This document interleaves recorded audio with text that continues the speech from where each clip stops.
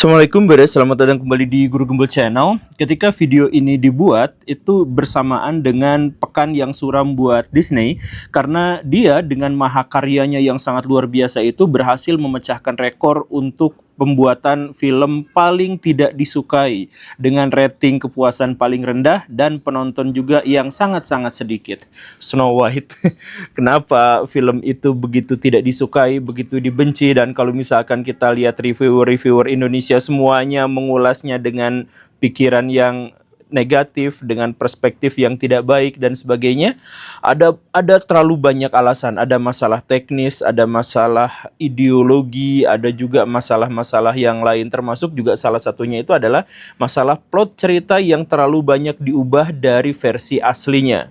Jadi maksudnya dalam hal ini seperti yang kita ketahui, Disney itu terlalu memanjakan selera dari kaum SJW, di mana dalam hal ini Snow White itu harus digambarkan bukan sebagai seorang perempuan yang lemah, tapi dia harus punya inisiatif dan kuat, bahwa si laki-laki di sini juga memiliki inisiatif yang justru malah lemah, dan bahwa kecantikan itu tidak boleh diukur dengan standar laki-laki, tapi harus inner beauty dan lain sebagainya gitu ya. Maksud saya adalah kan Snow White itu latar ceritanya adalah dari masa lalu.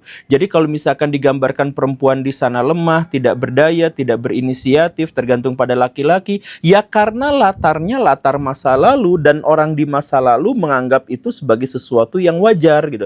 Jadi kalau misalkan mau kita menceritakan perempuan itu lebih kuat dan sebagainya, ya jangan ambil peristiwa-peristiwa masa lalu yang sudah memiliki pakem cerita tertentu untuk dipaksakan dengan selera kaum SJW saat ini gitu. Kalau misalkan mau kita menggambarkan perempuan yang kuat, yang hebat, yang mandiri, independen, ya hal-hal yang semacam itu, ya buatlah cerita baru yang sesuai dengan kehidupan zaman sekarang. Begitulah kurang lebih salah satu kritik keras yang ditujukan kepada film Snow White ini. Tapi dalam hal ini saya agak membela sih sebenarnya film Snow White itu. Kenapa seperti itu? Karena gini Baraya, memang film Snow White itu tidak pernah sesuai dengan plot aslinya. Jadi memang ada perkembangan-perkembangan. Jadi kalau misalkan ada keinginan film ini untuk disesuaikan dengan zaman, itu memang benar karena memang plot aslinya Snow White itu sebenarnya tidak kita kenal. Dan kalau misalkan kita nonton, itu jadi benar-benar aneh gitu. Lah, emang cerita aslinya gimana? Saya ajak Baraya pada plot cerita asli pada tahun 1812. Bukan asli sesungguhnya asli, tapi untuk pertama kalinya dituliskan, itu kurang lebihnya seperti ini. Pada satu kali, ada seorang perempuan yang sangat cantik dan terobsesi pada kecantikannya sendiri, sedang menjahit. Ada satu momen di mana ketika dia menjahit itu jarinya tertusuk jarum sehingga mengeluarkan darah 3 tetes yang menetes ke salju yang putih. Dia mengamati dan melihat tetesan darah itu yang kemudian tertegun dengan apa yang terjadi. Betapa kontrasnya, betapa indahnya. Salju yang putih dengan tetesan darah merah di atasnya. Dia kemudian berdoa kepada Tuhan agar dia memiliki putri yang sangat cantik dengan kulit yang seputih salju, dengan bibir yang semerah darah, dengan rambut yang hitam legam. Tak berapa lama doa itu dikabulkan dan lahirlah seorang gadis cantik yang kemudian disebut sebagai Snow White atau gadis salju atau seputih salju, putri salju. Nah, si gadis itu tumbuh dengan cepat. Dia makin lama makin besar dan di usia 7 tahun ada sesuatu yang akhirnya mengganggu dari si ibu sendiri. Si ibu itu, si perempuan itu yang terobsesi pada kecantikannya sendiri, itu selalu bertanya kepada para tetangga, siapa sih yang paling cantik di sini? Oh, kamulah, kamulah. Jadi dia tuh udah terbiasa dengan jawaban itu. Tetapi ketika si anaknya berusia 7 tahun, siapa di sini yang paling cantik? Tetangga-tetangga justru malah menjawab, anak kamu cantik banget, luar biasa, lucu banget gitu kan. Si tetangga-tetangga itu nggak berpikir bahwa justru dengan jawaban itu adalah menyakiti ibunya gitu. Nah, si ibunya yang kesal dan mulai cemburu itu akhirnya bertanya kepada cermin ajaib. Cermin ajaib itu adalah cermin miliknya yang jika ditanya dia akan menjawab dengan sejujur-jujurnya. Si cermin itu ditanya, siapa yang paling cantik di dunia ini sekarang? Maka si cermin itu menjawab bahwa yang paling cantik itu adalah Snow White. Wah, Si ibunya marah. Sejak saat itu, sejak anak itu berusia 7 tahun, si ibunya yang dibakar api cemburu oleh anaknya sendiri itu kemudian memutuskan berkonspirasi. Si anaknya itu diajak jalan-jalan ke hutan dan secara sengaja ditinggalkan begitu saja. Anak 7 tahun ditinggalkan. Setelah sampai ke rumah, si ibunya tidak selesai dari situ, dia langsung menghubungi seorang pemburu, tolong bunuh anak itu. Dan kemudian bawa paru-paru dan jantungnya untuk saya makan. Versi aslinya sebegininya. Si pemburu itu berusaha untuk melaksanakan tugasnya. Dia datang ke hutan dan menemukan di sana ada seorang gadis 7 tahun yang menangis karena ketakutan karena dia ditinggal sendirian di tengah sana, dalam kesendirian.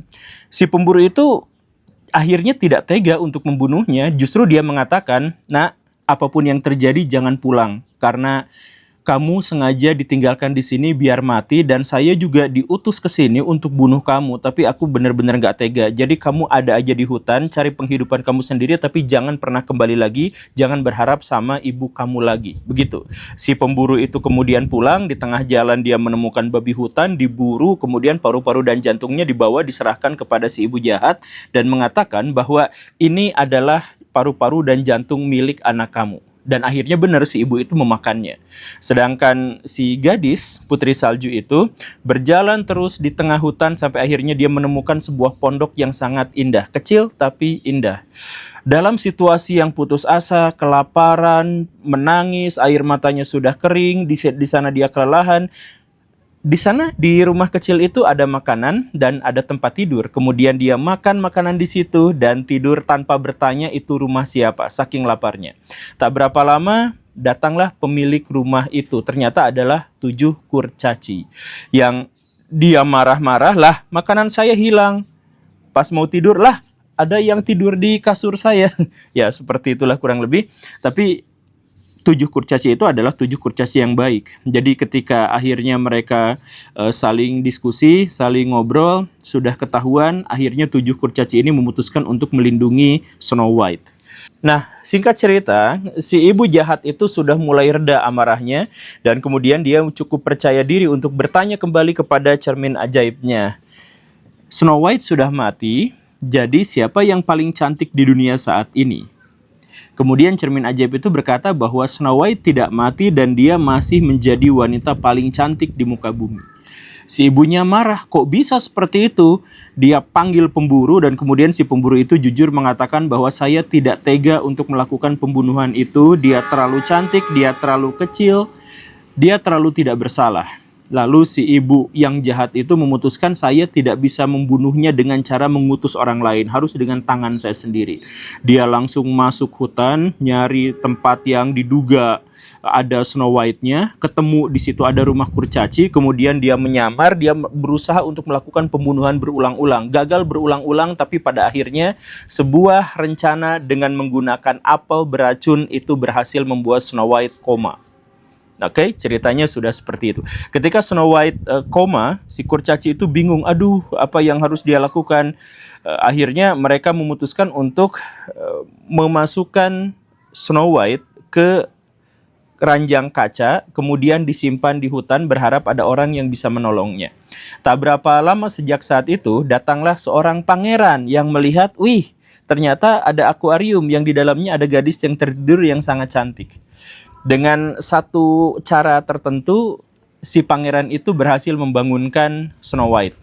Dalam versi yang kita kenal itu kan dari ciuman gitu ya. Tapi dalam versi aslinya itu adalah bahwa si pengawal pangeran itu secara tidak sengaja memukul punggung si Snow White sampai akhirnya keluar. Ternyata dia tersedak apel. Bukan keracunan sama apel, tersedak apel, apelnya nyangkut di sini. Itu keluar si ininya dan akhirnya Snow White baik-baik saja hidup. Dan kemudian bersama si pangeran mereka jatuh cinta di usia yang sangat belia. Si pangeran itu mungkin sekitar 31 tahun, Snow White belum 10 tahun. Akhirnya mereka memutuskan untuk menikah dan kemudian dibawa ke istana yang sangat megah. Mereka akan melaksanakan perkawinan. Begitu kurang lebihnya. Termasuk si pangeran itu mengundang si ibu jahat juga untuk datang ke perkawinan itu. Si ibu jahat tentu saja datang ke sana, tetapi yang dilakukan adalah si pangeran menghukum si ibu jahat itu dengan cara memasangkan sepatu dari bara api. Jadi sepatu besi yang bara api itu dipasangkan ke kakinya dan biarkan dia menari sampai meninggal. Sad ending atau gore ending. Ya, begitulah ceritanya kurang lebihnya. Dan kalau misalkan Baraya menemukan ada beberapa yang berbeda dari versi yang Baraya ketahui, ya wajar. Misalkan kalau dalam versi yang kita kenal kan sebenarnya yang melakukan adalah ibu tiri, tapi di sini digambarkan justru adalah ibu kandungnya sendiri.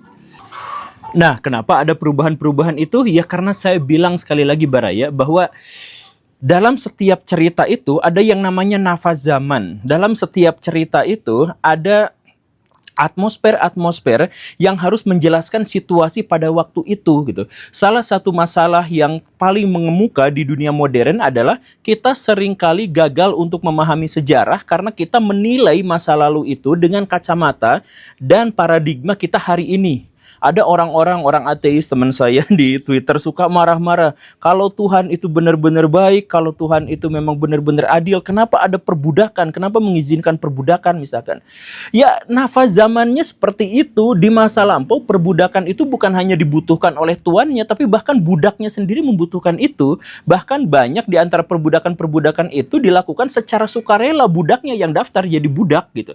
Itu adalah hal yang lumrah di Indonesia dan di seluruh dunia di masa lalu adalah hal yang seperti itu. Nah, sekarang kita lihat misalkan dalam cerita asli tahun 1812 kita menemukan banyak sekali kengerian tentang ibu yang begitu jahatnya, kemudian tentang anak 7 tahun yang dibuang, tapi anak 7 tahun itu bahkan bisa melakukan percintaan dan seterusnya dan sebagainya. Kemudian di situ juga ada praktek-praktek kanibalisme di mana si ibu makan atau berkehendak untuk makan bagian jeroan dari anaknya sendiri dan sebagainya. Baraya mungkin akan ngeri kalau misalkan menganggap atau membayangkan itu terjadi di zaman sekarang. Tapi karena satu sebab, karena satu hal, ini adalah sesuatu yang lumrah terjadi di masa lampau. Jadi kisah tentang Sumanto yang makan orang dan sebagainya, coba tanyakan ke dia kenapa bisa seperti itu, dia akan mengatakan ini ilmu dari leluhur. Iya kan? Kenapa seperti itu? Karena leluhurnya memang gemar makan daging orang. Itu adalah sesuatu yang lumrah dalam sejarah. Kalau misalkan dikatakan, itu Snow White kok menikah di usia yang sangat dini? Ya, di masa lampau tuh seperti itu. Baraya mau tanya Mary Antoine misalkan, di usia berapa dia menikah? Usia 13 tahun. Baraya nanya kemana-mana di masa lampau, hal itu adalah pernikahan dini itu di masa lampau sangat lumrah. Dan coba Baraya balikan pikiran itu. Kalau misalkan ada orang-orang zaman dulu yang entah bagaimana ceritanya hidup di zaman sekarang, karena menemukan portal dimensi atau mesin waktu dan sebagainya, mereka juga akan terheran-heran kenapa perempuan-perempuan sekarang menikah di usia 30 tahun gitu. Mereka akan mempertanyakan ini moralnya di mana, ini adabnya di mana. Mereka juga akan berpikir seperti itu karena di zaman dulu perempuan menikah itu begitu dia mengalami menstruasi, itu dianggap secara biologis sudah layak untuk menikah. Untuk bereproduksi, ya sudah selesai ukurannya di situ karena tidak ada pikiran soal masa perempuan sekolah dulu sekian lamanya, berkarir dulu sekian lamanya, bersaing dengan para pria di ruang kerja sekian lamanya. Mereka nggak pernah kepikiran untuk itu. Jadi itu adalah pola di zaman dulu, berbeda dengan pola di zaman sekarang gitu kan. Nah, itu adalah salah satu hal yang kemudian merusak cara kita untuk melihat masa lalu. Dan ini bisa kita konfirmasi dari cerita itu tuh identik dan mirip dengan cerita-cerita yang sezaman. Jadi Baraya, Snow White itu sebenarnya adalah satu di antara sekian cerita yang ada dalam buku kumpulan cerita orang-orang Jerman tahun 1812. Jadi itu berupa kumpulan cerita. Di sana tuh ada cerita Cinderella, ada cerita Rapunzel, ada cerita Hansel, Gretel, dan lain sebagainya. Dan mereka memiliki pola yang kurang lebih sama. Coba misalkan yang tadi itu ya. Kan ending dari cerita itu adalah si ibu jahat dihukum dengan cara disuruh menari dengan menggunakan sepatu yang dari bara api. Itu adalah hukuman yang sama seperti yang ditimpakan kepada ibunya Cinderella dalam versi aslinya. Ibunya Cinderella juga dihukum dengan cara seperti itu. Kejam nggak? Kejam. Tapi kalau misalkan ada dua cerita yang menceritakan sesuatu yang sama, ada kemungkinan bahwa memang di masa lalu praktek hukumannya adalah seperti itu. Begitu kan, sederhananya tuh seperti itu gitu. Itu kan kejam banget, apa segala rupa kayak gitu. Ya di masa sekarang kita menganggap itu adalah kejam, di masa lampau mungkin itu adalah ekspresi dari masyarakat yang menginginkan untuk menjadi seperti itu gitu. Bayangkan kalau misalkan ada koruptor yang dihukum dengan cara seperti itu kan menjanjikan juga. Atau misalkan kita lihat cerita ya. Di situ ada beberapa plot yang selalu sama atau mirip dengan cerita-cerita pada zamannya. Ada ibu tiri yang jahat, ada kanibalisme, ada persaingan di antara wanita soal kecantikan. Kemudian ada praktek anak-anak dibuang ke hutan. Cerita itu bukan hanya ada dalam cerita Snow White, tapi justru ada juga dalam cerita Rapunzel dan ada juga dalam cerita Hansel Gretel. Hansel Gretel itu bahkan persis sama. Baraya tahu kan ya? Jadi ada dua anak yang diusir sama ibunya. Versi aslinya tuh ibunya, tapi dalam perkembangan selanjutnya dirubah menjadi diusir oleh ibu tirinya, kemudian masuk ke hutan, tapi karena mereka memiliki kecerdasan, mereka bisa bolak-balik kembali lagi ke rumah, dan seterusnya. Tapi kemudian ketika dia diusir lagi dan masuk ke hutan, di hutan itu dia menemukan ada sebuah rumah yang terbuat dari gula, yang terbuat dari permen, dan kemudian dia makan di situ. Ternyata di situ adalah jebakan dari ibu jahatnya sendiri, ibu tirinya sendiri, di mana si ibu tirinya ternyata adalah seorang penyihir yang dia menyiapkan tempat itu untuk menarik perhatian anak-anak itu, kemudian dia berniat untuk menggendutkannya untuk dimakan. Cerita yang mengerikan, tapi kemudian karena satu hal, ya si ibunya itulah yang malah masuk ke kuali dan seterusnya, dan akhirnya dua anak itu bisa kembali sama ayahnya. Itu ceritanya mirip kan dengan Snow White, cuman Snow White itu datangnya ke kurcaci yang baik. Kalau itu datang ke penyihir jahat, tapi itu sebenarnya adalah ibunya sendiri. Nah, itu plot ceritanya kurang lebihnya sama. Jadi ini kurang lebih sama seperti Dan Brown kalau nulis novel, mau Da Vinci Code, mau Demon Angel, mau apa, itu tuh plotnya kurang lebih tuh mirip-mirip kayak gitu, dibuatnya memang sengaja dibuat mirip kayak gitu. Nah, ini seperti itu juga. Nah, sama seperti Demon and Angel dan sebagainya, walaupun ceritanya katakanlah itu bohong, tetapi itu didasarkan pada fakta-fakta ya dan fenomena-fenomena yang ada di zaman itu. Demikian pun di zaman itu tuh memang realitasnya seperti itu, memang fenomenanya seperti itu.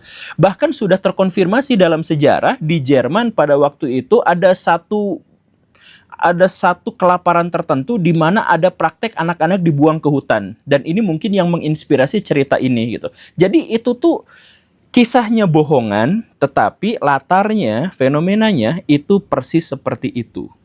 Nah, sekarang kalau misalkan ada orang-orang di zaman sekarang, ini ceritanya ubah karena tidak sesuai dengan zaman modern, ini ceritanya harus begini dan begitu, ya berarti mengubah sejarah. Dan itu praktek kita selama ini. Dan kalau misalkan Baraya orang yang tidak melek sejarah, Baraya akan benar-benar kaget gitu. Coba Baraya pernah nggak, Baraya hidup di zaman Gus Dur, kemudian Gus Dur mengatakan bahwa PKI itu nggak jahat, kita harus minta maaf sama orang-orang PKI gitu kan. Gus Dur itu melek sejarah. Serius, Gus Dur itu melek sejarah, sedangkan sebagian besar dari kita itu belajar sejarah itu dari orang yang mendoktrinkan kepada kita. Karena sejarah kita didasarkan pada doktrin, maka kita tuh menjadi menemukan tokoh-tokoh yang sangat mewah, sangat hebat, sangat inspiratif, dan dia tanpa cacat, sedangkan menemukan ada penjahat yang luar biasa jahat gitu. Padahal ya B aja gitu. Kalau misalkan Baraya hidup di zaman Soekarno, mungkin Baraya kebenciannya sama seperti kebencian pada Pak Jokowi misalkan. Kalau misalkan Baraya oposisi, sebegitunya sebenarnya, tapi kan di zaman sekarang kita menganggap bahwa Pak Karno itu adalah orang yang baik, orang yang begini dan begitu dan sebagainya. Kalau misalkan Baraya sekarang tidak suka pada Pak Harto karena dia korupsi dan sebagainya, kalau Baraya hidup di zaman Pak Harto, Baraya akan memujanya habis-habisan. Karena apa? Karena kita itu melihat sejarah berdasarkan apa yang kita lihat. Dan kita hidup di zaman apa, kan begitu. Coba Baraya cek zaman sekarang, tokoh yang Baraya idolakan. Catat, coba tokoh yang Baraya idolakan, tokoh suci atau tokoh hebat atau tokoh terkenal atau tokoh apa, silahkan cek.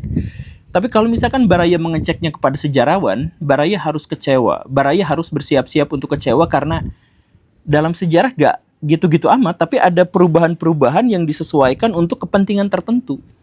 Ya begitu, Snow White juga disesuaikan dengan kepentingan tertentu. Coba bayangkan kalau misalkan versi asli dari Snow White itu diceritakan kepada anak-anak pada tahun 1900-an, tahun 2000-an. Ngeri, kan gitu kan? Makanya dirubah sedikit-sedikit sesuai dengan perkembangan zaman. Jadi kalau misalkan sekarang ada Disney yang mengubah plot cerita Snow White menjadi lebih SJW dan sebagainya, ya pada momen itu ya, saya mohon maaf, tapi pada momen itu saya pikir Ya setuju, karena memang begitulah cerita masa lalu, baik itu dongeng, legenda, mitos, bahkan sejarah sekalipun diwartakan kepada masyarakat dengan cara seperti itu.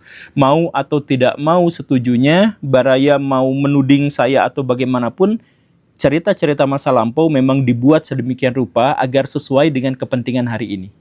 Tapi kalau misalkan Baraya mau tahu yang sesungguhnya, bersiap-siaplah untuk kecewa. Terima kasih karena sudah menyimak. Saya Guru Gembul. Assalamualaikum warahmatullahi wabarakatuh.